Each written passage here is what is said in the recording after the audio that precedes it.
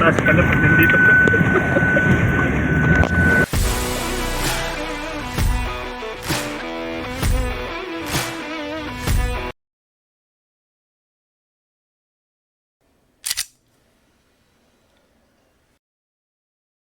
Nature. This is the first time we're in the great outdoors. It's a good opportunity to reflect on what Manila Sentinel has been thus far over the years since 2011. So, saan na napunta ang Manila Sentinel? I've always loved the great outdoors. And I consider myself somewhat a minor adventurer. Mahilig ako sa adventure eh. Kaya nga, kahit anong mga stunts ang gawin, rappelling, jumping, SM Aura Premier from the 29th floor, ganun.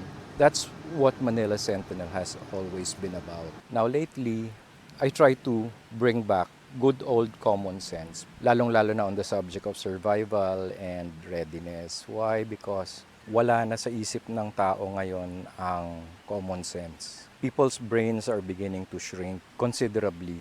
So kumbaga, wala nang natitira sa brain cells ng mga tao, which is quite unfortunate. And people have somehow lost the ability to move.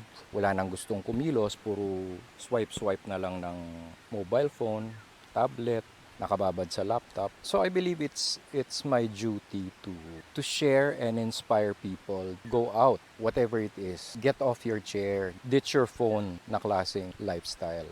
I've always been a person who's been resistant to technology. Wala lang akong magagawa when it comes to filmmaking and production kasi digital naman na lahat ng gamit. But I try to limit as much of the gadgets that I have. Kumbaga, spend less time scrolling on your mobile phone, less time on the laptop, except when I'm editing Manila Sentinel raw videos. So, ganon. Which is why I try to bring a variety of topics, pero mostly concentrating on readiness and survival because that's where the world is headed right now. We have to somehow be ready for what's ahead. Ang dami ng crazy shit na nangyayari ngayon. So, it's not enough to be prepared.